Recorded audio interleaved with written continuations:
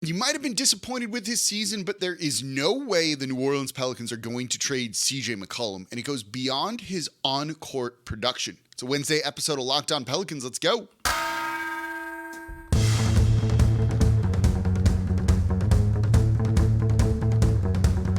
You are Locked On Pelicans, your daily New Orleans Pelicans podcast, part of the Locked On Podcast Network, your team every day. Welcome to another edition of Locked On Pelicans, the daily podcast covering your favorite team, the New Orleans Pelicans and NBA, part of the Locked On Podcast Network, your team every day, available wherever you get your podcasts and available on YouTube. I'm your host, Pelicans Insider, credential member of the media, Jake Madison, at NolaJake on Twitter.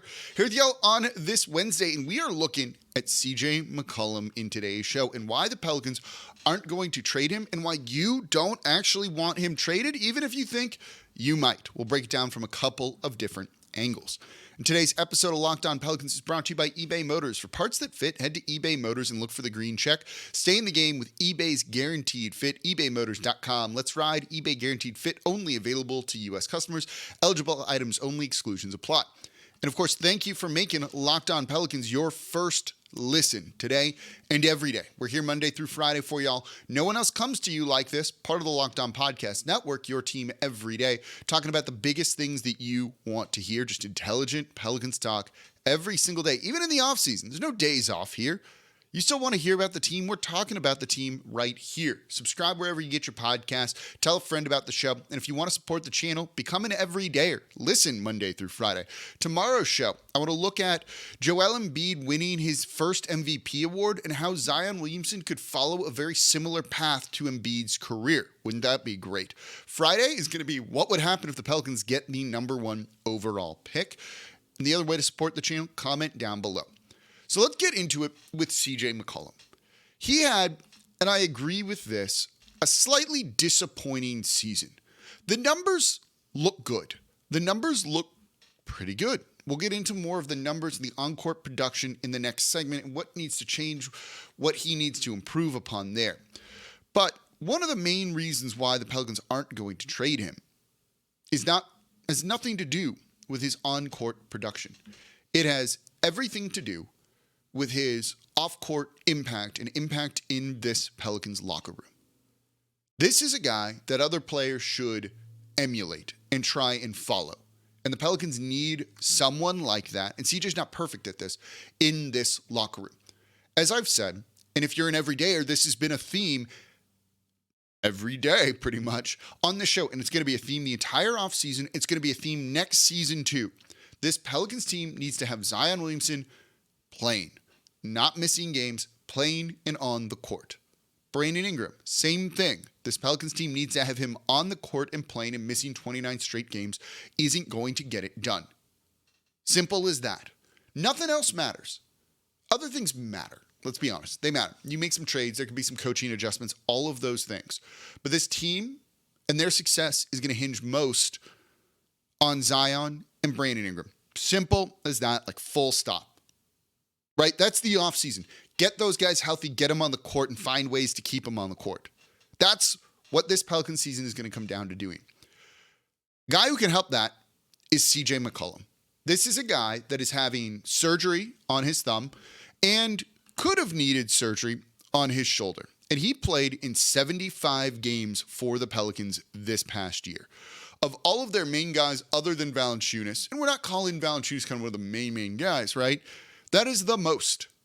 That is the most. And he did it as the second oldest player on this team. He managed to keep his body healthy and in shape and averaged over 20 points per game and shot 39% from three. Those are good numbers. And for him to do that at that age, not like 31 is like ancient, right? Even by NBA standards, it's not. But he's doing something right to have this longevity and to be out there on the court and to avoid some of those like kind of just little injuries that other guys pick up that causes them to miss multiple games. The year that he missed a bunch of games, only played 47 in 2021, had a collapsed lung, right? A little bit different there, but 70 the year before that, 70 the year before that, 81, 80, 80. This is a guy who's played a lot of games and he's clearly doing something right for his body.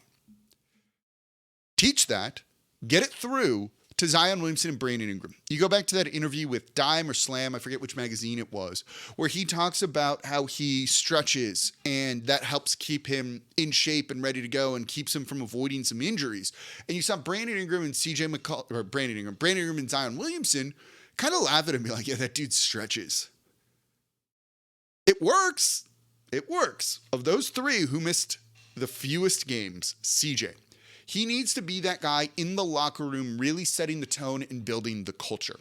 We talked about, do the Pelicans have a culture? That was a show last week.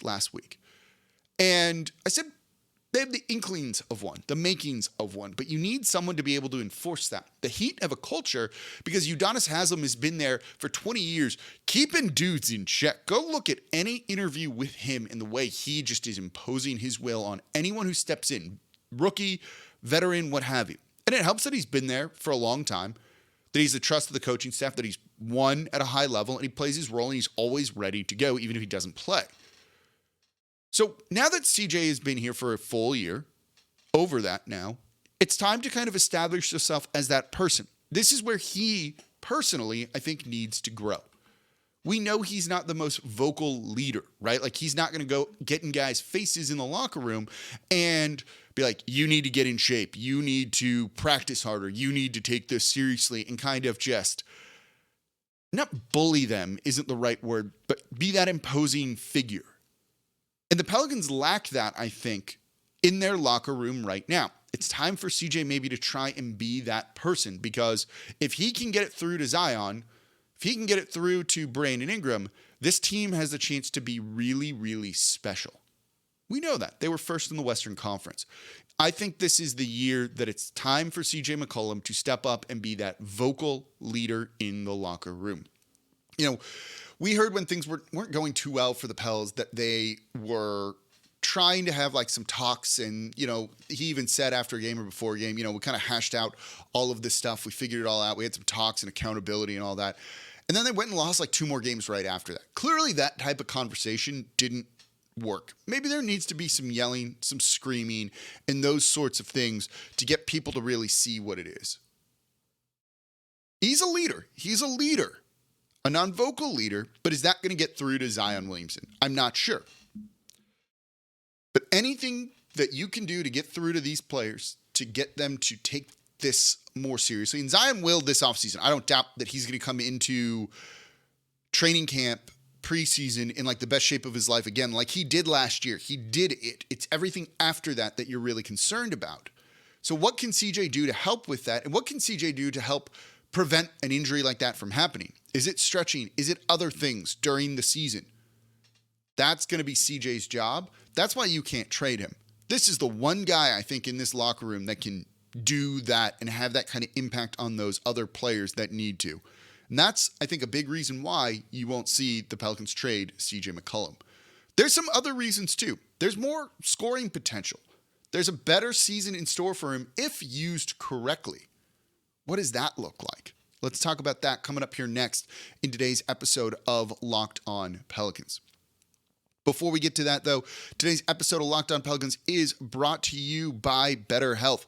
Look, life doesn't come with a playbook. And when you struggle and when you're just having a tough time, it can be really important just to talk it out, to try and figure out solutions and get things to be where you want them to be, or to learn how to change them, or give you the tools just to find more balance in your life so that you can keep helping others, being your best self, and not be left behind. And I've actually personally used BetterHelp when life gets tough and you just need to talk to someone and see if you can get a different perspective on that sort of thing. And I love it because it's just entirely online. I don't have time in the middle of the day to go to a doctor's office, to go sit, wait, go through all that process. I can do this virtually through my computer, through my laptop, through my phone. It just makes life easier. And being able to get the help you need kind of just like that, I think, is unbelievably important. So if you're thinking of starting therapy, give BetterHelp a try. It's entirely online, designed to be convenient, flexible, and suited to your schedule. And you just fill out a brief questionnaire to get matched with a licensed therapist. If you don't like them, you can switch for no additional charge. So for more balance, get BetterHelp. Visit BetterHelp.com/LockedOnNBA today to get 10% off your first month. That's BetterHelp.com, HELP.com/LockedOnNBA to get started. And thank you for making Locked On Pelicans your first listen today and every day. We're here Monday through Friday for y'all, talking everything you want to know about this Pelicans team, breaking it all down. It's been a lot of fun. It's going to be a lot of fun. I'm excited for the draft, the lottery. Tomorrow's show, can Zion Williamson win MVP? Can his career follow Joel Embiid's? Because there are some similarities. For my everydayers, we're going to break it all down. And then Friday's show, it's Jazz Fest Friday. Doesn't matter. We got a show for you. What happens if the Pelicans get the number 1 overall pick? Now for your second listen, Locked On Saints, breaking down everything black and gold from the NFL draft. Undrafted guys too, who's going to make the roster, who won't, all of that. Ross Jackson breaking it down over at the Locked On Saints podcast. Become an everydayer there too, and make sure they're your second listen. Today we're talking about CJ McCollum. They're not trading him. It's not going to happen. I know a lot of people were very disappointed with his season. And to be fair, though the numbers look good, 21 points per game, 39% from three on over 7 attempts per game. Where were his assist numbers? 5.7 assists. Those are great. Those are good numbers, man. There's a period leading up to the All-Star break when he was playing better than a guy like Klay Thompson and some other big names that you wouldn't really expect him to be above. That's how well at times he played. You hear the asterisks I said just there, basically in that? I said at times, because his season was up and down. And I think the up and down is a little bit explainable and understandable. The thumb injury that required surgery that he played through all year long, the shoulder injury too, and basically having to take on a bigger load and a bigger role than was expected. That's going to impact you. Yes, I fully agree with that. But there's still no reason, I think, that he should have had, I'm getting the numbers, 26 games where he shot under 40%. That's not good, and you're going to lose most games when that happens. 26 of them this year for CJ McCollum, and you need him to be better than that. It's just going to cost you. 30 games under 20 points when Zion's not playing, when Brandon Ingram's not playing. I don't think that's terrible, but it's not great either, some of the games that he had. And when you see that, he had 20 games of 15 or fewer points, less points, whichever one it is. And you need more consistency out of him. Again, I think we can look at this right now and say this is a bit of an aberration. This is an outlier. This isn't normally who CJ McCollum is.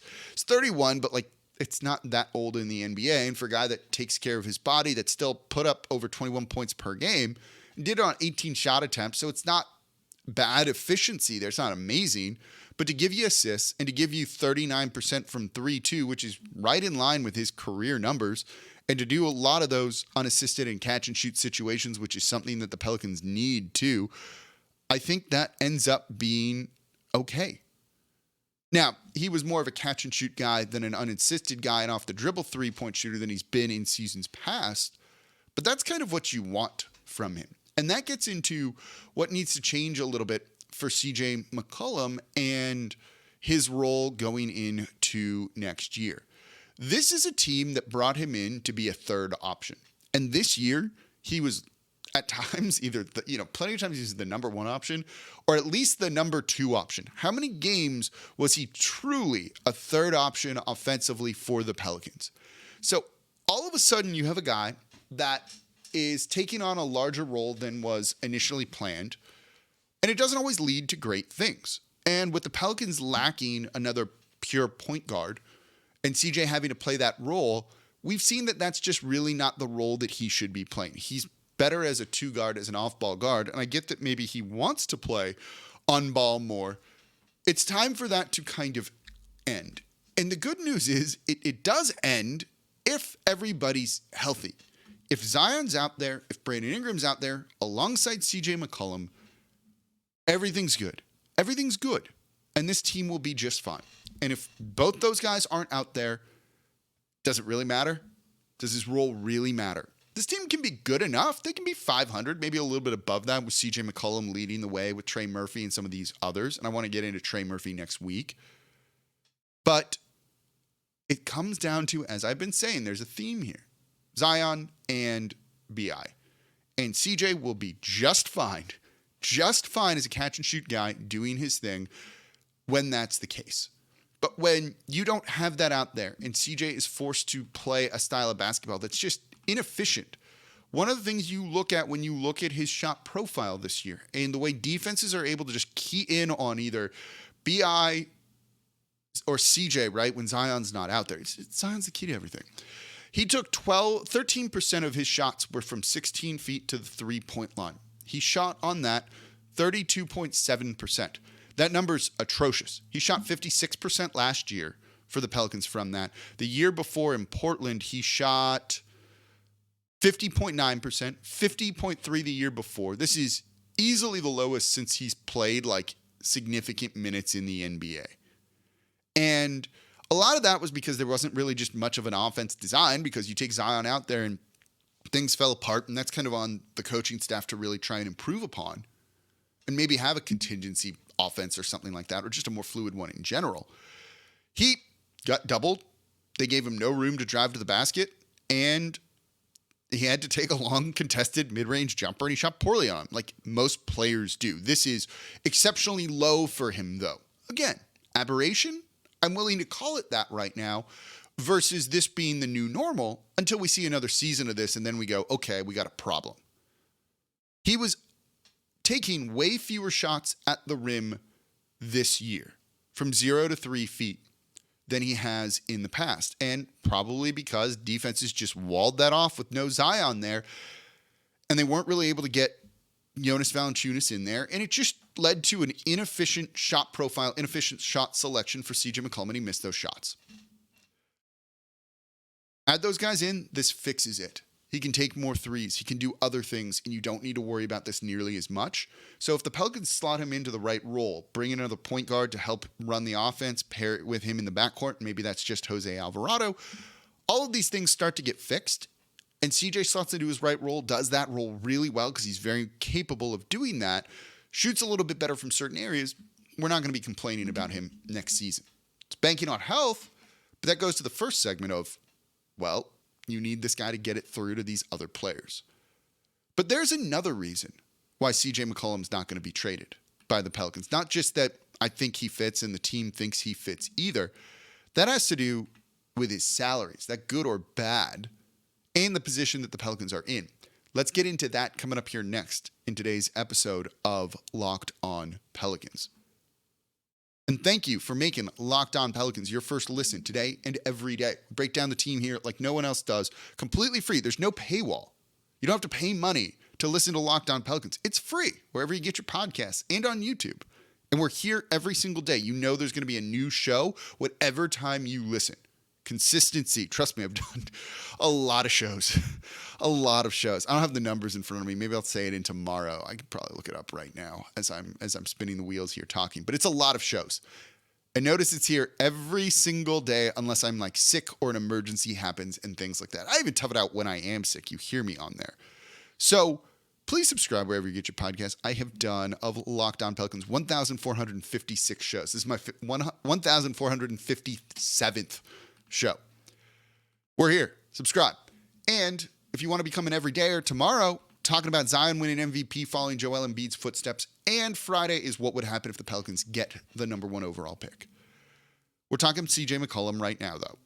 Give you reasons why he's not going to be traded. The off-court impact, the locker room impact, I think can be too great, and you need a guy like that to try and get through to Zion. And look, 2 years ago now, last year, whatever you want to call it, he got Zion back from Portland from working out at Nike facility early and kind of put pressure on him to get back here, and it worked. Clearly, he's got some sway and some pull there. And when he plays, with this team being healthy, he's the right player for the right role. The other reason they're not going to trade him is the salary. I don't think his contract's too bad. He signed an extension. He's going to make $35.8 million this year. I don't know if that's an easily tradable contract for a guy that'll be 32 during the season. Could be, you include up picks, but I'm not sure about that. But then things get a little bit better. As the salary cap is rising for the Pelicans, for the NBA, his contract starts to decrease. 2024, 2025, he's $33.3 million. After that, it's $30.6 in 25-26. Salary cap's going up, his contract's going down. Gives you more flexibility that you wouldn't get maybe with another player out there that you could trade him for. So when you factor in his salary, it's becomes kind of team friendly, and it's going to look a whole lot different under the new salary cap that we see in the NBA coming very, very soon. So I don't think the Pelicans want to move that, because that final year of that at $30.6 million is maybe a very tradable contract for the production he could be giving you as a third option. And if they need to move him then, and I wouldn't be shocked if they did, I think that's where you start to get maximum value for a guy like CJ McCollum, his age 33, 34 season, something like that. I mean that. If he can just be a spot-up shooter at $30 million that does those things, you'll be fine, and teams will trade for that guy. I don't know if they would trade for him exactly right now at what he's making this coming year of $35.8 million. That $5 million difference is going to be a big deal in a couple of seasons. The other thing is, as I've talked about with trading Zion or BI, the Pelicans are not looking to get back a worse player than CJ. Even if you included like 2-3 picks with him, show me a deal that makes sense. You know, Shai Gilgeous-Alexander isn't being traded. Any of the guys that you would really be targeting, other than maybe Trae Young, don't make a ton of sense. I don't even know if Trae Young makes a ton of sense, or if Atlanta would even do that deal for picks, given kind of the win now mode that they're in. So I struggle to find a trade that would truly, truly work, unless the Wizards wanted to blow it up and you trade for a guy like Bradley Beal. But is that really that much of an increase at this point in the season, at this point in his career, compared to just keeping a guy like CJ McCollum and the picks that you would have to give up? Again, Bradley Beal's awesome, but this isn't the Bradley Beal of like 4 years ago, right? He's missed a lot of games. He's dealt with a lot of injuries too. And it's kind of just been in a wasteland that is the Washington Wizards. And frankly, he's been shooting way worse from three than CJ McCollum has on lesser volume. I don't know if that's the type of move that you want to go out and try and make. And he's a very high usage rate guy. How does that fit in with Brandon Ingram and Zion Williamson? Those are the type of things you really need to factor in when we're looking at a trade for CJ. There aren't a ton of deals for those three big guys for the Pelicans that make a ton of sense. Big trade chip, I think, if anything, is going to be Jonas Valanciunas and what they decide to do at the center position, which, by the way, we did cover on Locked On Pelicans. Maybe if they want to go big, you go for Miles Turner. That could happen. Could be a cheap option at center, too. But it's not going to be CJ McCollum. Let me know what you think in the comments down below. Should the team trade him? Do you want to see him traded? Or do you think it's the right move to keep him and keep the picks that you would need to include in a deal with him and get rid of some future flexibility because of that? Or retain that future flexibility because of that? Keeping the picks equals more flexibility. And you'd have to trade him with picks. So you lose some of that too. Something to keep in mind with it. So tomorrow on Locked On Pelicans, part of the Locked On Podcast Network, your team every day. Let's look at Joel Embiid's MVP and how Zion could follow a very similar path. And as always, I'm your host, Jake Madison, at NOLA Jake on Twitter. I'll be back with you all next time.